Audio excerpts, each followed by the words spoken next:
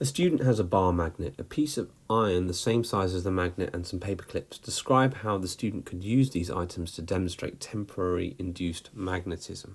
So the first thing you could do is magnetize the iron bar. So by basically moving the magnet like this, you cause the domains to line up in one direction and you magnetize the bar. So let's say the bar is now magnetized. We now move the bar near the paper clips and you'll see that the paper clips attract, and you see that a magnetic effect is induced in the paper clips. But if you were to remove the bar, then suddenly these paper clips would lose their magnetism. So it's a temporary, the magnetic effect has only been temporarily induced in the paper clips.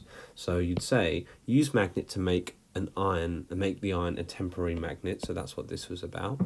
And then paper clips are attracted to the magnet and each other. So you can see that they're attracted together like this.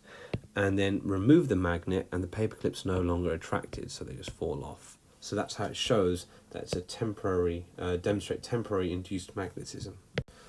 The student sets up the apparatus shown in figure 9, so you can just have a look at it. So we've got an electromagnet here, and we've got an iron nail and some way of measuring distance here, and a spring here. So obviously this spring can stretch, this iron nail can move down. With that we can get a reading of distance.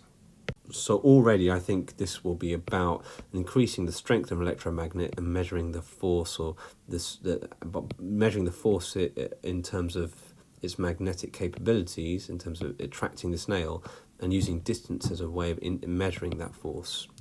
So the more this nail moves, the bigger the size of the force. When the current in the solenoid, this is a solenoid, this when a wire coil is wrapped around an iron core, is switched on, the solenoid attracts the iron nail. Describe how the student could use this apparatus to investigate how the size of the current in the solenoid affects the force of attraction between the solenoid and the iron nail. So as I just said, you would basically have increase the current from an electrical supply. You could do that by increasing the voltage, that would increase the current, and measure the distance moved on the scale there. But it's for 4 marks, so how do we say this in a sufficiently detailed way? Note the starting position of the pointer while the current is off. That's important because you need to make a comparative judgment. Then measure the position of the pointer when the current is on. That explains that you could work out the distance. So calculate the extension of the spring, so you could work out, so let's say it's shifted, for example, this much when it's on, so you can work out how much it's moved by, the difference between these two values.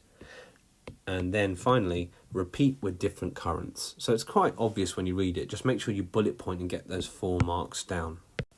The spring constant of a different spring is 24 newtons per metre. The spring is extended from its unstretched length by 12 centimetres. Calculate the energy transferred in extending the spring by 12 centimetres. Use an equation selected from the list of equations at the end of this paper. So we're trying to link spring constant, an extension in distance, and energy transferred. Okay. Now be careful of this centimeters. It's very rare that you have to do anything in centimeters. You normally use meters as a standard unit, so it looks like a unit conversion is on its way. So if we look here, we can find energy transferred by stretching, spring constant, the extension, and 0.5 is a constant we just used, so don't worry about finding that in the question. These are the values you need to find. So if we go back, we're trying to find energy transfer, that's the first bit here, and we've got the spring constant and we've got the extension. So we just need to substitute in now. So 0.5 times 24, which is spring constant, times 0.12 times 0.12. I've converted this to meters. Now, once again, if you're not sure how to do that, remember, if it's 100 centimeters to a meter, then what we're saying is to get from 100 centimeters to a meter, you divide by 100. And to get from 1 meter to 100 centimeters, you times by 100. So in our case, we're dividing by 100. And that is your answer. You'll get 0.1728 joules.